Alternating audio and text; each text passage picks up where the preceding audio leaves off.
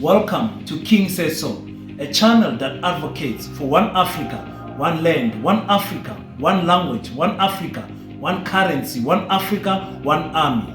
I wish to witness Africans all around the world united as one in our lifetime. Enjoy. Black Heart, the Hustle Continua. 100% good quality t-shirts, made to inspire your goals and dreams. T-shirts are now available at an affordable price. Place your order now.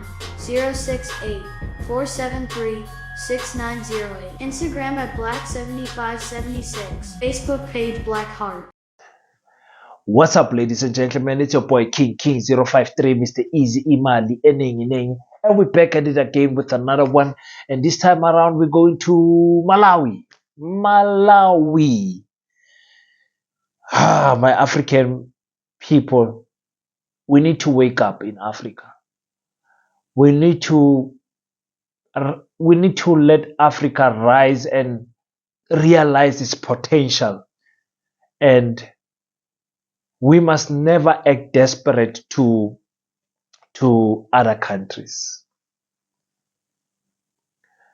The Palestinians that were working in the farms of Israel obviously escaped to Gaza when the war started. They started chasing them away and all that. The Israel government tried to bring in the Indians to come and work, the poor Indians. The Indians, with a lot of pride, said, no, we are not going to come and work and replace Palestinian workers. I'll see if I can get something and put it up here. So what does the Israel government do? They approach the poor guys, Africa, and they search long and hard for an African country that can say yes to sending farm workers to Israel to go and work there, because production needs to continue. Now, if you send the youth of Malawi, 221 youth, it means there is nothing happening in your country. There is absolutely nothing happening in terms of job creation, and you are so desperate that you would want to. Guys, let's listen first to the minister of, what's his name, Moses. Let's listen to Moses, the Minister of Civil Education and Information. I don't know why such a long title. Let's just listen to what he said, and then I'll come back for commentary. Perhaps you can tell us a little bit more about the Labor Export Program. What is it about? From Malawi, we've had many labor exports to other countries. It's not the first time that we are exporting labor. We have young people that are working in many parts of the world, in Africa, but also outside Africa. Now, what has happened in the Israeli case is that the president, the government of Malawi and the government of Israel have come into an agreement to create room where young people from Malawi can also work in Israel in the agricultural sector. And looking at the unemployment levels of Malawi, not only Malawi, but the rest of Africa, we have these issues of unemployment. And we feel countries have developed through labor migration, economies have improved. Then we thought we would also do the same, give our young people the opportunity. Those that are willing and they meet the criteria, they can be given this opportunity, just like we have done with many young people who have worked in many parts of the world, including Israel. You may wish to know that we have many young people that have been in Israel for more than 5 years. They're still there up to this day. So it's a continuation, only that it's now at a larger scale. Why send this cohort in the middle of a war? We are not looking at the war situation. We are looking at the opportunities. Because the countries where we have sent many young people, they have opportunities, they also have threats.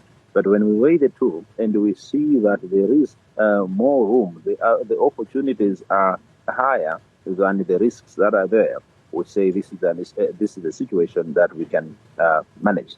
So we have looked at the situation in Israel. It has been assessed, and we've been in discussions, and we've been assured These are safe zones. Where the young people are going, they are safe zones. You wish to know that everywhere where our young people are working, I can tell you an example is South Africa itself, where we have many young people working, and we receive dead bodies from there and from many other parts of the world, where young people have been killed, others have died of natural causes, others have come back home sick. These are things that do happen. There are dangers everywhere, and we are looking at the opportunities. So the opportunities have been found in Israel just like we have in other countries, and young people are willing, their families are willing to send them there.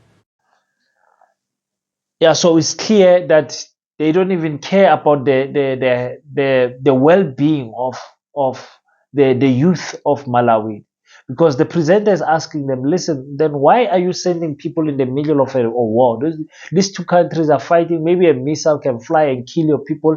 He says, no, we're not looking at the risk. We're looking at the opportunity. I'm laughing, but I'm not laughing because my African people are, they don't know themselves. They don't know themselves.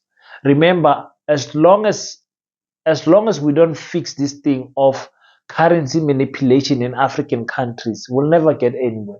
We will remain poor even though production is there. They will kill us with the currency. We will remain poor as long as we are separated as Africa in terms of the borders, the countries. As long as we are still separated, Malawi will always stand alone and Malawi will be poor.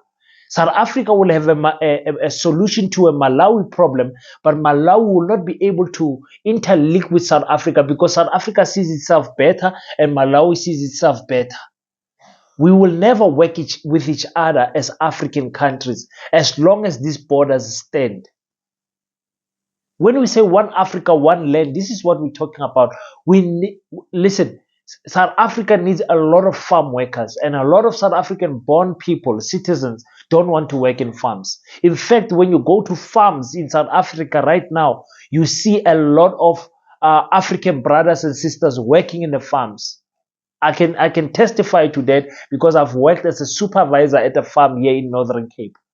There were people that I was paying cash because they did not have an identity document. They did not have a bank account. In fact, when I worked at that farm, nobody had a bank account. I opened a bank. I opened account for the whole farm workers. They fought me because they were used to getting money, cash on the hand. When I told them, no, your money is safer in the bank, they did not want to, because sometimes in the bank, when I send you 100 rand, you can't withdraw the 100 rand because of bank charges. But I want to believe that I made a difference in their life, those people, because their money became safe, because some of them were getting robbed as on payday. I had to escort them sometimes to their gates at home so that they don't get robbed. I was still a young man that day. Oh my goodness. How I got to that job, I think it's only God that was trying to show me something. But anyway, my Malawian brothers and sisters boarded the plane, looking at their situation, poverty, no education, a dire economical situation in Malawi. They're like, oh man, how worse can Israel be compared to what we're having right now? They weighed their situation. Some of them have never been in a plane. It's like, listen, I'm getting on that plane. I'm going to die in Israel. It's fine. I don't care what's going to happen. I'm going to die in Israel. I'm going to try and search for a better life for my family. Listen to what the chancellor of Israel said when he welcomed these people in the plane. My goodness, my African brothers and sisters, where are we going to run to with this division that we have? Just listen to what this guy said.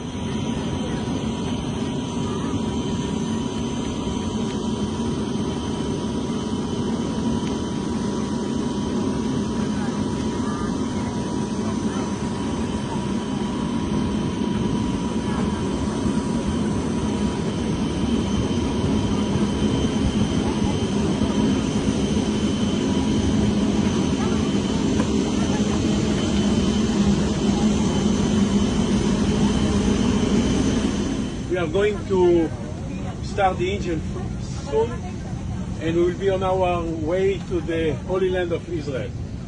So my name is Mr. Guess. I am the consul of Malawi in Israel, and I will be the one that's taking care of you in case you need any help, in case you find any difficulty, any kind. You should have my phone number, my personal phone number, and you can call me at any time, and I will make sure that as much as we can help you, so you don't feel completely disconnected from home. So I will be, for the next 5 years, I will be your home. If you need anything, I will be your father, your mother, your aunt, your grandfather, anything you need. I really want to, thank you. Thank you very much. I really want to welcome you to Israel. I just came this morning from Israel. The country needs you.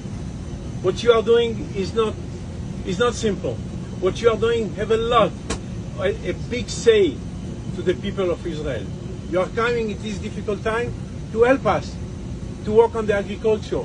You know, Israel is a country where very important for us agriculture. And I feel a lot of similarity with Malawi. That's why the first country in Africa that got the possibility to bring workers to Israel, and for 5 years, not for 1, not for 2, and not for 3, for 5 years, it's Malawi. I hope that test and that first airplane will bring much, much, much more in the future. Because the idea is to have few thousand of workers in Israel, where we exchange not only money between working and an employee, but also culture, also knowledge. I want you to take the maximum you can for that beautiful time you're going to have in Israel, to study, to learn. And then when you come back home, you do your own little business with the knowledge of Israel. And that's the goal, because it's not only, I don't see it only as a mission of work. I see also as a mission of discovery of things that can help you in the future. I want to take the Minister of Finance. I want to take the Minister of Homeland Security. And above all of that, I want to take the President, that he is the one that encouraged us to go and to make it happen. So our trip today, it's not only because it's a commercial activity, no. There is a lot of political activity behind that, and that's a success. That's a success. So when people will see it, and they will see you coming to Israel, and they will understand that it's possible, we can do. Yes, we can do. Let's do it all together. Let's enjoy that time that we're all going to do together. And I really wish all of you and your family, because I know. Yeah, listen, I'm not convinced with that guy's speech. I feel sorry for my African brothers and sisters. And luckily, I have experience in terms of working in a farm. I was a site supervisor. I was working in a farm. And I know how difficult it is to communicate with all workers. You know, him saying you can have my personal numbers, you can call me any day, I'll be your mother, your father, your uncle. It's not practically possible for one person to say that, even if he has a team. Once you land in Israel and they give you a job, some of you will be able to see this video. Once you land, some of my Malawian brothers and sisters, hopefully you'll have a phone and internet there. I hope so, because there is a possibility that they might cut you out in terms of communication to the rest of the world. And you might communicate with your family once. You're going to work like a machine. Malawi is the first country in Africa to send people to go and work in Israel. In the farms, you can call it agricultural development. No, you are going to work in the farms, in the field, in the hot sun. You're going to work there. Because the Israel people, they don't want to work in the farms. They don't want to work in the farms. Palestinians were working in the farms because it is only reserved for low-class people. Low-class people. So my Malawian brothers and sisters, I'm very disappointed with what your what you call your president has done to you guys. Israel just a month ago gave Malawi $60 million. We didn't know that it was for this. We didn't know it was for this, but clearly it was for this because the plane got there, took our African brothers and sisters, and flew them to Malawi. Just the way they are updating us with how they took our brothers and sisters, we must have a weekly, if not a daily, update on how our brothers and sisters are doing in Israel. And that interview must be that that information must be given to us at their free will, at the Malawians' free will. They must not be interviewed and cornered to say nice things about Israel. There's nothing nice about going and working at a farm. Nothing. So for me, very disappointed with what I'm disappointed, not because of the opportunity of going to work, because like I said, if you are a Malawian brother and sister, you are at home, you are struggling to eat, you are struggling to get work, the economy situation is not getting better, you think to yourself, yes, let me just go and try, man. Let me go and try and see what will happen. This is a 5-year contract that they have signed to say they're going to be bringing even more. They want thousands of people to come and work in their farms of Israel. So I don't blame my African brothers and sisters for doing that. I blame the African leaders for not having a solution for a simple thing like employment. In fact, I must just do a video about how we can generate money online and the different type of businesses that I do.